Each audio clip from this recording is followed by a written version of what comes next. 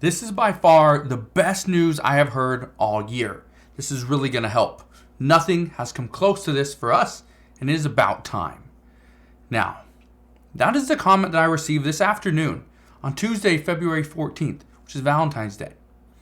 And no, this has nothing to do with the CPI report. This has nothing to do with the U.S. shooting down 4 unidentified objects in the sky. And it has nothing to do with the Kansas City Chiefs winning the Super Bowl. Nothing. Frankly, only part of this is good news. But I want to address what this person had to say. Now, I followed up. I wanted to know exactly what was the good news. Well, here's what we know. This is the good news. The U.S. Health Department has proposed a 3-part plan that would actually lower prescription drug prices for people that are enrolled in government health insurance plans. This would allow the sale of generic drugs to be sold for just $2 a month. $2. 1, 2. That's it. That is actually pretty big. Now, if you remember, I talked about a competing program. It was through Amazon. It's called Amazon, the RX Pass. They charge $5 a month, along with free shipping. Again, I said this at the time. This is actually very big because this is different than good RX. This is different than using your insurance. Like, this is really good. This is bringing down the prices. We are now starting to fight back against the prescription drug companies, right? The pharmaceutical companies, the billion-dollar companies that have been taking our money for years. So this is actually good news. Now, the difference between RX Pass and this plan from the U.S. government or the U.S. Health Department is that currently you cannot use government insurance plans to get prescriptions for just $5 a month through RX Pass. So this new program is needed. And that's actually very good news. Now, let me know your thoughts down in the comment section below, because even though I know a lot of people are, thinking about this as, could I use this? Well, is there anything that you maybe need a prescription for? Maybe hypertension? Well, you could get it for just $2 a month. So whatever you're paying now, think about $2 per month. If you run out, guess what? It doesn't cost you $2 more. It's not $2 per time. It's $2 per month. That is it. That's actually a pretty big thing. And this is what this person said was good news. Here's the other one. This I kind of have an issue with. And this report came out, I believe today or yesterday. Now, it's about fixing the labor shortage here in the U.S. Here's what we know. States are considering and have also voted already on proposing exceptions to child labor regulations. Now, why would they do this? Because these states are considering this because the easiest way to fix the labor shortage would be to hire more workers. Simple. Here's the problem. If they hire more workers that are, let's say, adult workers who get paid at least minimum wage, if not quite a bit more, guess what?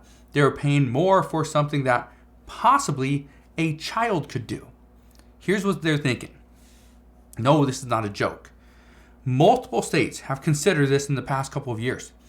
They are thinking about allowing children to take on jobs that either adults don't want to fill, adults can't fill, or there's nobody left to hire. So at this time, okay, again, during the pandemic, this was considered. This was highly considered. But at that time, lawmakers did not want to put children in front of and potentially put them at risk. They didn't want to do that. You cancel school, but then you let children go to a job and work. Makes no sense. But now the idea is coming back. And it's because they're now accepting of the fact that there is a true labor shortage. Get this.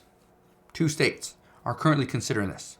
Iowa and Minnesota have introduced legislation just this year proposing exceptions to child labor laws. Minnesota, they lost over 90,000 workers during the pandemic. Iowa currently has more than 75,000 jobs that are open. Minnesota recently passed. Yeah, they didn't just propose, they didn't vote on it. This passed. Wisconsin recently passed a bill to expand the working hours of children 14 to 15 years old. Guess what? That was actually vetoed by the governor. So this was something that the lawmakers thought, this is a good bill. But then it went to the governor's desk and he decided, nope, don't want to sign that. So it didn't happen. But here's the interesting thing.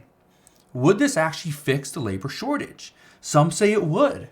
Some say this would be a very good idea to either allow children to come in earlier and work, not like earlier as in, get out of school early so you can come to work. No, that's not what they're considering.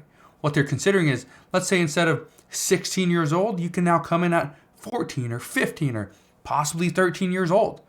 What do you think of that? Or here's another one. We let workers that are 14, 15, 16 years old, 17 years old, and again, I don't know the child labor laws, but what I do know, if you're in school, you are supposed to get out of work at a certain time, I believe. I know it is for Washington State, and again, I do not know the hours. But what if we decided, you know what? We're a little short-handed at the end of every single day. Maybe we let children, 14, 15, 16 years old, work an extra 30 minutes or an hour every single day during the school week, right? And maybe we have no limit or midnight or whatever, during the weekend, Friday and Saturday nights. That's possible. That's one way to fix it. The other way to fix this issue, and this is what many experts have proposed, is you let workers, children, work longer hours during the week. Not per day, but instead of only working 20, 25 hours, you let somebody that's 14 years old work 40 hours. They can actually work 40 hours. Let's say it's only 4 or 5 hours Monday, Tuesday, Wednesday, Thursday, Friday, but then Saturday, Sunday, they can work 8-hour days. Now again, I don't know how much that adds up to. 25 plus 16, was that 41 hours?